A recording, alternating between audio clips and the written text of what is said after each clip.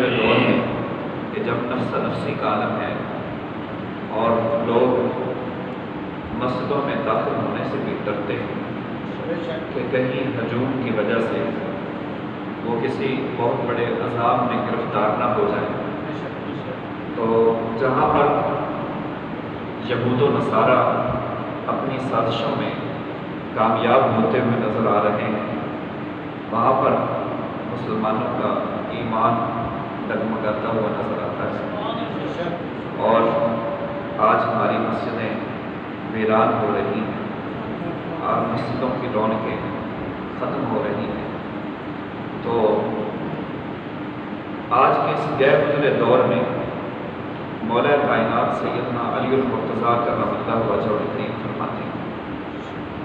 کہ ہم نے پوچھا جب حضور نے فتنوں کا ذکر فرمایا کہ وہ فتنے جو قرب قیامت آئیں گے تو سمندر کی جاگ کی مانند جس طرح سمندر کے اوپر جاگ آتی ہے، ایسے فتنے بے در کے فتنے آئیں گے اور ان سے بچنا انتہائی مشکل ہو جائے گا۔ تو ہم نے عرض کی یا رسول اللہ صلی اللہ علیہ وسلم اس دور میں ان فتنوں سے بچنے کا طریقہ کیا ہے؟ تو آپ صلی اللہ علیہ وسلم نے فرمایا کہ اللہ کی کتاب جو آج کے اس دور میں کہ جب ہر طرف فتنہ پروری کا دور ہے اور کوئی گھر، کوئی محلہ، کوئی شہر ان فتنوں سے خالی نہیں ہے، اس وقت ان فتنوں سے بچنے کا صرف اور صرف واحد ذریعہ اللہ کی کتاب قرآن پاک ہے، اور یہ وہ کتاب ہے کہ دنیا میں کوئی کتاب اس کتاب کا مقابلہ نہیں کر سکتا، دنیا میں کوئی زبان اس زبان کا مقابلہ نہیں کر سکتا۔ حضرت عبداللہ بن مقفع رضی اللہ تعالیٰ عنہ یہ قاری قرآن تھے، اور اس سے پہلے یہ عرب کے بہت بڑے ادیب تھے اور سنگر بھی تھے، گیت بھی گایا کرتے تھے اور انشاء پرداز تھے، لکھا کرتے تھے، بڑی بڑی کتابیں، بکس اور شاعری لکھا کرتے تھے اور بڑی فصیح و بلیغ زبان میں شاعری کیا کرتے تھے۔ بنو امیہ کے دور میں ان کو قتل کر دیا گیا تھا۔ یہ پہلے مجوسی تھے حضرت عبداللہ بن مقفع، اور بعد میں یہ اسلام لے آئے، مسلمان ہو گئے۔ تو جب یہ کفر کی حالت میں تھے تو کافر ان کے پاس اکٹھے ہو کر آئے، چونکہ یہ بہت عظیم شاعر تھے، بہت بڑے ادیب تھے عرب کے۔ انہوں نے کہا کہ آپ قرآن کے مقابلے میں کوئی کتاب لکھیں۔ تو کہتے ہیں کہ میں نے ان سے ڈیمانڈ کی اہل مکہ سے کہ مجھے 1 سال کا ٹائم دیا جائے اور ایک علیحدہ جگہ میرے لیے مختص کر دی جائے، وہاں پر 1 سال کا راشن میرے لیے مہیا کر دیا گیا۔ 1 سال کا راشن مہیا کر دیا گیا، جگہ مختص کر دی گئی، ساری فیسلٹیز اور ساری سہولیات وہاں پر ان کو پرووائڈ کی گئی۔ 1 سال وہ پورے 1 سال علیحدگی میں رہے، وہاں پر اپنے الفاظ بناتے رہے، الفاظ کے پیچ و تاب سے ان مراحل سے گزرتے رہے، اور انہوں نے اپنی طرف سے قرآن کے مقابلے میں چند الفاظ لکھے، اور جب وہ بکلٹ اور جو کچھ بھی انہوں نے لکھا 1 سال کے بعد اس کو لے کر باہر آئے، تو جو ہی باہر نکلتے ہیں تو سامنے ہمارے گھر میں ایک کم سن بچی قرآن کی تلاوت کر رہی تھی،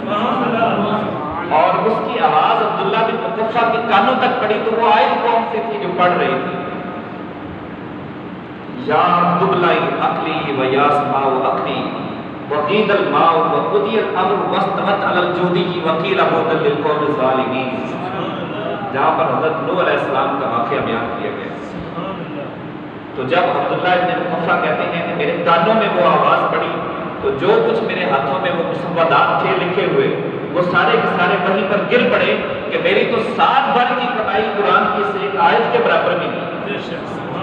لاجواب ہو گئے، تیرے آگے یوں ہی دبے لچے، فصحا رب کے بڑے بڑے، کوئی جانے منہ میں زبان نہیں بلکہ جسم میں جان نہیں۔ جب سورہ کوثر نازل ہوئی نا تو حضرت علی المرتضیٰ کرم اللہ وجہہ کریم نے کعبہ کی دیواروں پر لٹکا دیا سورہ کوثر کو۔ جو کلام ون کرتا تھا اس وقت شاعری کا، اس کو کعبۃ اللہ کی دیواروں پہ لٹکایا جاتا تھا۔ سورہ کوثر جب نازل ہوئی تو مولا کائنات نے کعبۃ اللہ کی دیواروں پہ جب اس کو لٹکا دیا،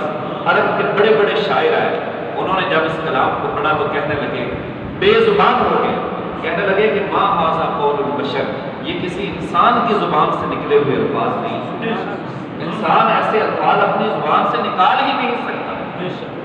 کوثر جو ہے ایک لفظ کوثر، 18,000 مفسرین نے اس ایک لفظ کے معنی بیان کیے ہیں، 18,000 کوثر کے لفظ کے معنی بیان کیے۔ تیری آدھی جوں ہی دبے رچے فصحا رب کے بڑے بڑے، کوئی جانے منہ میں زبان نہیں بلکہ جسم میں جان نہیں۔ فرمایا کہ خبردار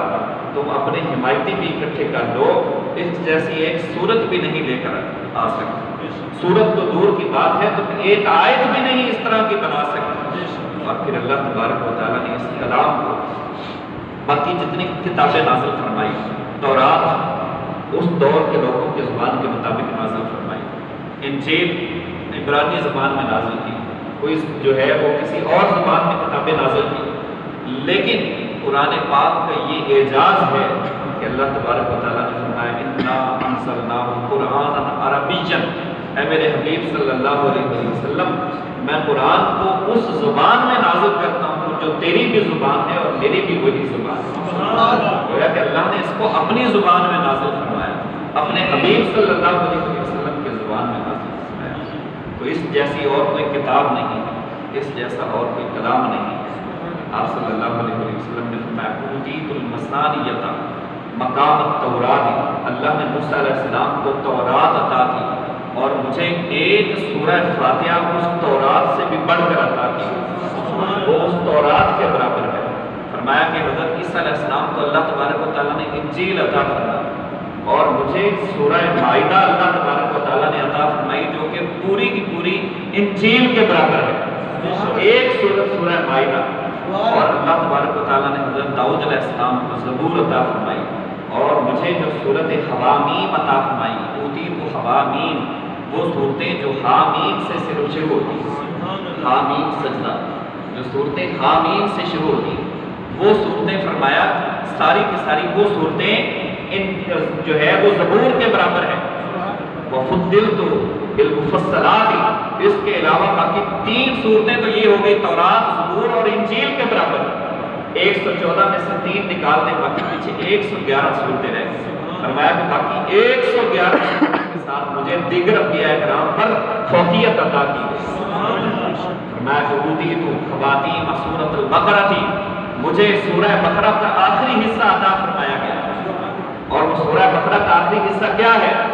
من کانت من الکنوز عرش اللہ، وہ اللہ تبارک و تعالیٰ کے عرش کے خزانوں میں سے ایک خزانہ ہے، سورہ بقرہ کا جو آخری حصہ ہے۔ آمن الرسول بما انزل الیہ من ربہ والمؤمنون، ان آخری آیات کی تلاوت کریں۔ پھر تورات کا، زبور کا، انجیل کا کوئی حافظ نہیں ہوتا تھا، اور اگر چند ایک لوگ حافظ ہوئے بھی تو وہ اس کو مکمل طور پر جو ہے محفوظ نہیں کر سکے، لیکن قرآن اللہ کی ایسی کتاب ہے کہ 7 سال کا بھی اس کا حافظ مل جاتا ہے، 8 سال کا بھی حافظ مل جاتا ہے، 50 سال کا بھی مل جاتا ہے، 70 سال کا بھی مل جاتا ہے۔ حافظ کی کیا شان ہے اور حافظ قرآن کا کیا مقام ہے، یہ بڑے عظیم لوگ ہیں۔ قیامت کے دن بروز محشر جب نفسہ نفسی کا عالم ہوگا، کوئی کسی کا پرسان حال نہیں ہوگا، ہر ایک کو اپنی اپنی پڑی ہوگی، ہر ایک کو جو ہے اپنے اعمال کی پڑی ہوگی۔ اس دن اللہ تبارک و تعالیٰ حافظ قرآن کو بلائے گا، سب کے سامنے اس کا مقام دکھایا جائے گا۔ اللہ تبارک و تعالیٰ فرمائے گا کہ حافظ قرآن این صاحب القرآن، کہاں ہے میرے قرآن کی حفاظت کرنے والا، کہاں ہے میرے قرآن کو اپنے سینے کے اندر محفوظ کرنے والا۔ حافظ قرآن آگے بڑھیں گے، عرض کریں گے کہ اے رب جلیل، نام ہم تیری بارگاہ میں حاضر ہیں۔ اللہ تبارک و تعالیٰ فرمائے گا اقرا، میرے قرآن کو پڑھو، آج میں خود رب ذوالجلال تمہاری تلاوت سننا چاہتا ہوں۔ ہاں ذرا قرآن کو پڑھو، ثم ارتفع، اور یہ تمہارا مقام ہے یہ تمہاری جنت ہے، اپنے درجات چڑھتے چلے جاؤ اور قرآن کو پڑھتے چلے جاؤ۔ ورتل القرآن، ہاں ذرا خوبصورت لہجے میں پڑھو نا، جس طرح دنیا میں تم خوبصورت آواز میں کما رتل فی الدنیا، جس طرح دنیا میں تم خوبصورت لہجے میں میرے قرآن کی تلاوت کیا کرتے تھے، آج میں رب ذوالجلال خود چاہتا ہوں کہ تمہاری زبان سے میرا کلام نکل رہا ہو اور میں خود رب ذوالجلال سن رہا ہوں، میرے قرآن کی تلاوت کرتے چلے جاؤ۔ ان منزلتا کا، تمہاری منزل ان آخری آیت،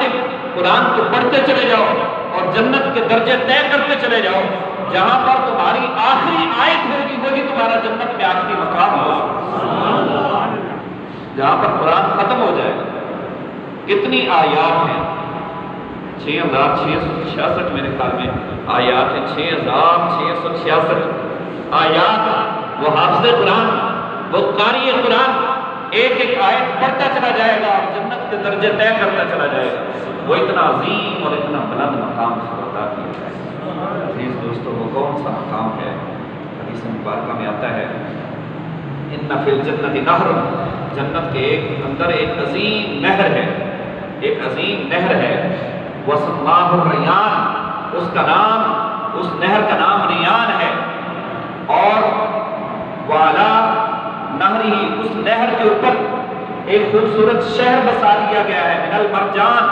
وہ ہیرے موتیوں اور جواہرات سے بنا ہوا، مرجان سے بنا ہوا، اس نہر کے اوپر ایک محل بنا دیا گیا ہے، وہ موتیوں سے جڑا ہوا، اتنا خوبصورت اور اتنا مزین وہ محل بنایا گیا ہے۔ اور اس محل کے کیا ہے؟ وَلَهُ سَبْعُونَ أَلْفَ أَبْوَابٍ، اس محل کے 70,000 دروازے ہیں۔ کتنے دروازے ہیں؟ 70,000 اس محل کے دروازے ہیں۔ من ذهب وفضة،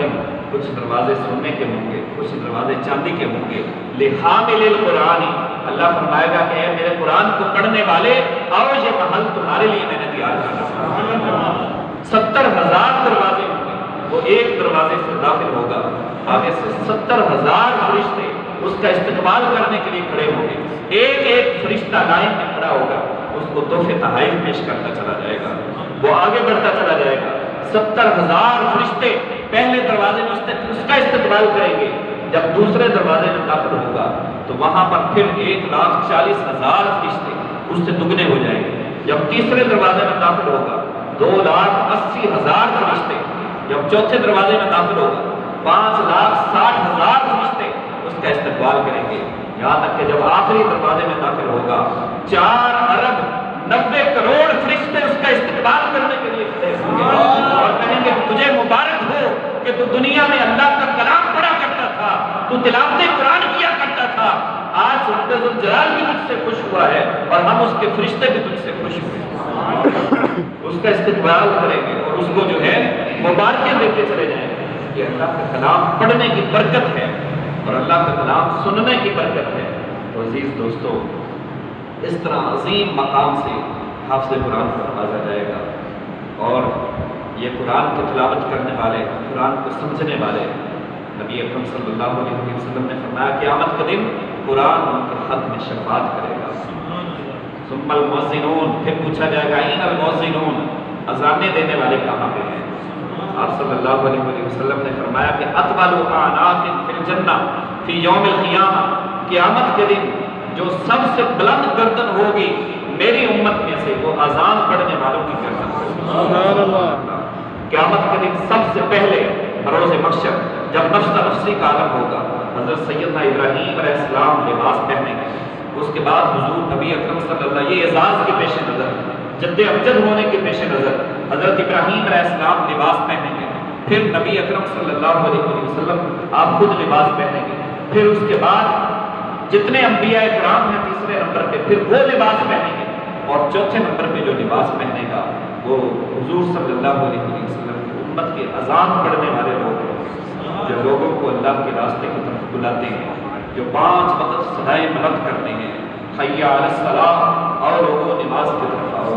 حی علی الفلاح، اور لوگوں کامیابی کی طرف آؤ۔ دیکھو ہر کوئی تو نفس نفسی کے عادت میں ہے، ہر کوئی تو اپنے دولت کمانے کے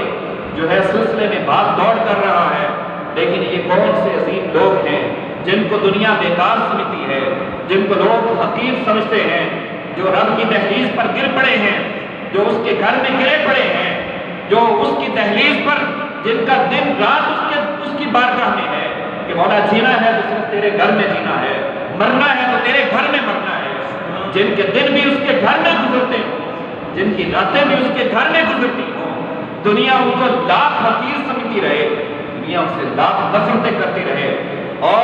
کفار مشرکین اور یہود و نصارہ ان جو ہے مذہب کے پرستاروں کے متعلق لاکھ سازشیں کرتے رہے، داڑھی والوں کے متعلق ان کو ملا اور مولوی کہہ کر گالی بنا دیا جائے، لیکن رب ذوالجلال کی عزت کی قسم ہے قیامت کے دن جو ان کا مقام ہوگا وہ سب کے سامنے ہوگا۔ رب ذوالجلال فرمائے گا این المؤذنون، کہاں ہیں وہ صدائیں بلند کرنے والے، وہ حی علی الصلاۃ اور حی علی الفلاح کے نعرے بلند کرنے والے، این الفقہاء، کہاں ہیں قرآن کو سمجھنے والے، قرآن کو سمجھانے والے، قرآن کو پڑھنے والے، قرآن کو پڑھانے والے، این العلماء، اور کہاں ہیں صاحب علم لوگ۔ یہ ان صاحب علم لوگوں کی کہانی ہے جنہوں نے علم تو پڑھا اور علم پڑھ کے اس پر عمل بھی کیا ہے۔ علم پڑھ کر محض اس کو دولت کا ذریعہ نہیں بنایا، علم پڑھ کر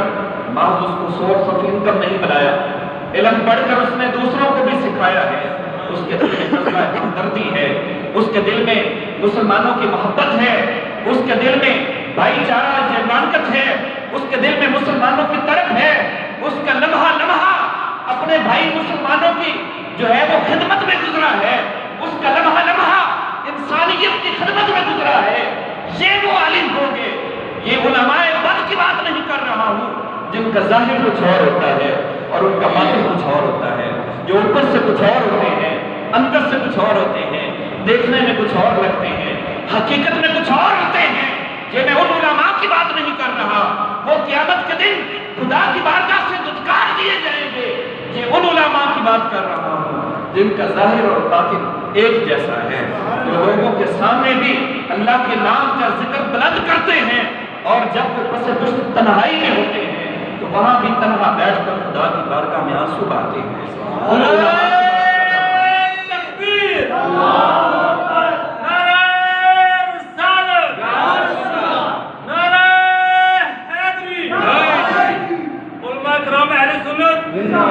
جلال فرمائے گا این العلماء، کہاں ہے علماء؟ سب آ جائیں گے، مؤذنین بھی آ جائیں گے، ائمہ کرام بھی آ جائیں گے، فقہاء اور علماء بھی آ جائیں گے۔ اللہ تبارک و تعالیٰ فرمائے گا اجلسوا علی المنابر، یہ ممبر تمہارے لیے بچھائے ہوئے ہیں، ان ممبروں پر بیٹھو، ان ممبروں پر بیٹھو، میں اللہ دنیا والوں کا حساب لے لوں، ان کے سامنے دنیا والوں کا حساب لیا جائے گا۔ اتنا عظیم مقام رب ذوالجلال علماء کو عطا فرمائے گا، قرآن کو، اور جو ہے اذانیں پڑھنے والے، مسجد کی صفائی کرنے والے، مسجدوں کا خیال رکھنے والے، یہ صرف عزیز دوستو، یہ صرف جو ہے پروفیشنل بندے کی صرف جو ہے یہ ذمہ داری نہیں ہے، ہم میں سے ہر ایک کی ذمہ داری ہے۔ ہم قرآن کو پڑھیں، اپنے بچوں کو پڑھائیں، ہم قرآن کو سمجھیں، اپنے بچوں کو سمجھائیں، اوروں کو سمجھائیں، اپنے اعزاء و اقارب اور دوستوں میں بیٹھیں، قرآن کو سمجھ کر ہم ان کو سمجھائیں۔ جب مسجد میں آئیں مسجد کی صفائی کریں، جب مسجد میں آئے تو مسجد میں اذان پڑھیں۔ It is the responsibility of all Muslims, یہ ہر مسلمان کی ذمہ داری ہے، یہ صرف جو ہے کوئی فرد واحد کی ذمہ داری نہیں ہے، یہ کسی جو ہے کا ذاتی جو دین نہیں ہے، یہ ہر ایک مسلمان کا دین ہے، اور جب ہر مسلمان اس ذمہ داری کو نبھائے گا تو پھر یاد رکھو اللہ فرماتا ہے ہدم و شفا، قرآن تمہیں ہدایت بھی عطا فرمائے گا اور قرآن تمہیں شفا بھی عطا فرمائے گا۔ قرآن ہدایت ہے، ہدایت کسی فرد واحد کے لیے نہیں ہے، قرآن ہدایت کسی ایک خطہ ارضی کے لوگوں کے لیے نہیں ہے، قرآن ہدایت کسی ایک برادری کے لیے نہیں ہے،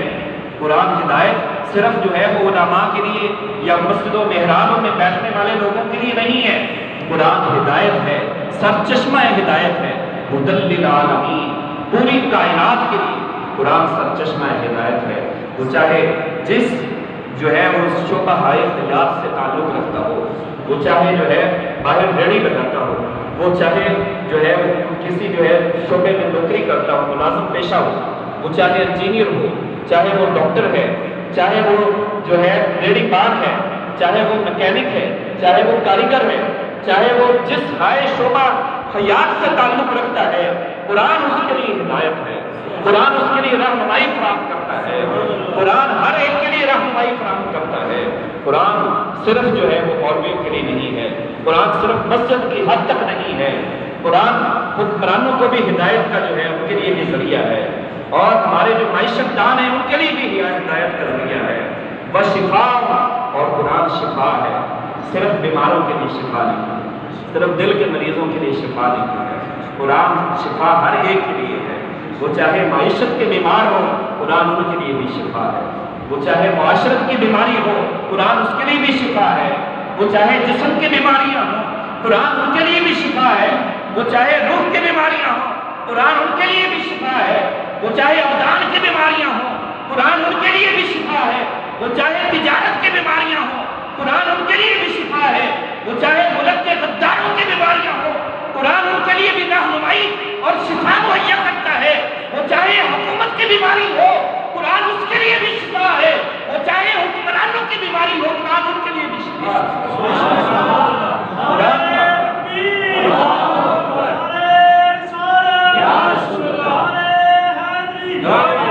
قرآن کا ایک ایک حرف شفا عطا فرماتا ہے، قرآن کا ایک ایک حرف روشنی بخشتا ہے، ایک ایک حرف ہمارے سینے میں جلا بخشتا ہے۔ تو عزیز دوستو، اس جیسی اور کوئی کتاب نہیں ہے۔ امام شافعی رحمۃ اللہ تعالیٰ علیہ فرماتے ہیں، میں نے کتاب لکھی اور 70 مرتبہ اس کی پروف ریڈنگ کروائی، اس کو بار بار پڑھوایا اپنے شاگردوں سے، پھر اس میں کچھ غلطیاں نکلتی تھیں، پھر پڑھواتے، پھر غلطیاں نکلتی، پھر پڑھواتے، پھر غلطیاں نکلتی، بالآخر جو ہے آخری مرتبہ جب پھر غلطیاں نکلی 70 مرتبہ پڑھوائی ہوئی، تو فرماتے ہیں اس کتاب کو چھوڑ دو، شافعی کی لکھی ہوئی کتاب اس قابل نہیں ہے کہ اس میں غلطیاں نہ ہوں۔ یہ اللہ کا کلام قرآن پاک ہے کہ جو تمام غلطیوں سے پاک ہے۔ ذالک الکتاب لا ریب فیہ، یہ وہ کتاب ہے جس میں شک و شبہ کی گنجائش نہیں ہے۔ انسان ڈرتا ہے، حیرت میں گم تھا، انسان کی عقل نے جواب دے دیا، انسانی حواس یہاں آ کر پھیل جاتے ہیں، انسان کے پریکٹیکلز، انسان کی سائنسز، انسان کے فلسفے، انسان کی ساری تھیوریاں، انسان کی حکمتیں جہاں آ کر جواب دے جاتی ہیں کہ دنیا میں کوئی علم ایسا بھی ہونا چاہیے کہ جس کے نقطۂ اولین سے لے کر نقطۂ آخرین تک انسان یہ دعویٰ کر سکے کہ لوگوں کائنات کی ساری حقیقتوں کو رد کیا جا سکتا ہے، لیکن یہ وہ کتاب ہے کہ جس کے حقائق کو رد نہیں کیا جا سکتا۔ آدم علیہ السلام سے لے کر آج تک کوئی کلام انسان کو ایسا نہ ملا سوائے قرآن کے۔ قرآن ایسا کلام تھا جس نے سینہ مصطفیٰ پر نازل ہوتے ہی یہ اعلان کر دیا کہ ذالک الکتاب لا ریب فیہ۔ لوگوں ساری دنیا کے حقائق کو جھٹلایا جا سکتا ہے، لیکن قرآن کی بتائی ہوئی حقیقتوں کو کوئی رد نہیں کر سکتا۔ آج بھی 1450 سال گزر جانے کے بعد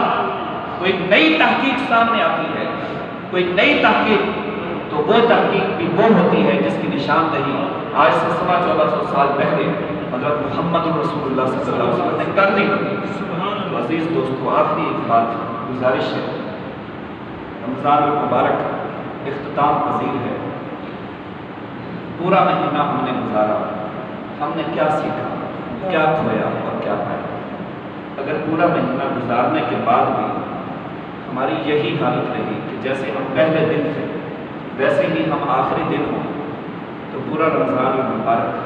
ہمارے کچھ ہاتھ نہیں ہے، ہم نے اسی طرح گزار دیا۔ قرآن کہتا ہے ان فی ذالک لآیات لقوم یتفکرون، اس میں غور و فکر کرو، اس میں سوچو سمجھو، قرآن کو سمجھ کر پڑھو۔ آج سے آپ وعدہ کریں، تہیہ کریں، بے شک ایک آیت روزانہ پڑھیں، لیکن اس کو سمجھ کر پڑھیں۔ اس کا مطلب کیا ہے؟ قرآن ہم سے تقاضا کس بات کا کرتا ہے؟ جب ہمیں پتہ ہی نہیں ہے کہ قرآن ہم سے چاہتا کیا ہے، تو پھر قرآن پڑھنے کا میرے خیال میں کوئی فائدہ نہیں۔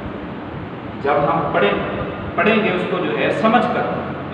قرآن پڑھ رہا ہے لیکن قرآن کہہ رہا ہے کہ سود کھانے والے پر جو ہے اللہ لعنت فرماتا ہے، لیکن قرآن بھی پڑھی جا رہا ہے، ساتھ سود بھی کھائی جا رہا ہے، قرآن بھی پڑھی جا رہا ہے، رشتہ داروں کے حقوق بھی سلب کیے جا رہے ہیں، قرآن بھی پڑھی جا رہا ہے، جھوٹ بھی بولی جا رہی ہے، قرآن بھی پڑھی جا رہا ہے، غیبت بھی کیے جا رہے ہیں، تو ایسے قرآن پڑھنے کا جو ہے کوئی فائدہ نہیں۔ یہ اللہ کی ریکوائرمنٹ نہیں ہے۔ اللہ کی جو ریکوائرمنٹ ہے وہ یہ ہے کہ ہم قرآن کو بے شک تھوڑا پڑھیں، جتنا آسان لگتا ہے ایک آیت پڑھ لیں، 2 آیت پڑھ لیں، لیکن ہمیں پتہ ہو کہ ہم نے کیا پڑھا ہے اور ہم اس کو دوسروں تک بھی پہنچائیں۔ تو عزیز دوستو، اگر کسی کو کوئی بیماری لگ جائے اور اس کو کہے ڈاکٹر کہ آپ نے ان چیزوں سے پرہیز کرنا ہے، شوگر کی بیماری، بلڈ پریشر کی بیماری، کوئی بھی، اور کہے کہ ہفتے کے بعد آپ نے پھر چیک کروانا ہے اور ان چیزوں سے آپ نے پرہیز کرنا ہے، اگر ان چیزوں سے پرہیز نہیں کیا اور ہفتے کے بعد دوبارہ پھر چیک کروانے کے لیے چلے گئے، تو جہاں پہ شوگر تھی وہیں کی وہیں ہے، جہاں پر اس کا بلڈ پریشر تھا وہیں کا وہیں ہے، وہ پین تو ختم نہیں ہوئی، وہ درد تو ختم نہیں ہوا۔ اس کی وجہ کیا ہے؟ وجہ یہ ہے کہ جن سے پرہیز بتایا گیا تھا ان سے کیا ہے۔ تو قرآن تو ہمیں پرہیز بتاتا ہے جگہ جگہ پر، قرآن تو ہمیں ہدایات دیتا ہے۔ اگر ہم نے پورا مہینہ گزارا رمضان المبارک اور روزوں کے تقاضے پورے نہ کیے، اس میں نازل ہونے والی کتاب کے تقاضے پورے نہ کیے، تو دوستو پھر یہ صرف رسم ہے، پھر ہم صرف نام کے مسلمان ہیں، پھر ہم صرف رسمی مسلمان ہیں، اور یہ سارا کام سمجھ لیتے موروثی۔ جب عمل ہی نہیں کرنا، جب اس کو کچھ سمجھنا نہیں ہے، جب اس کے تقاضے ہی پورے نہیں کرنے، تو پھر سمجھ لیں کہ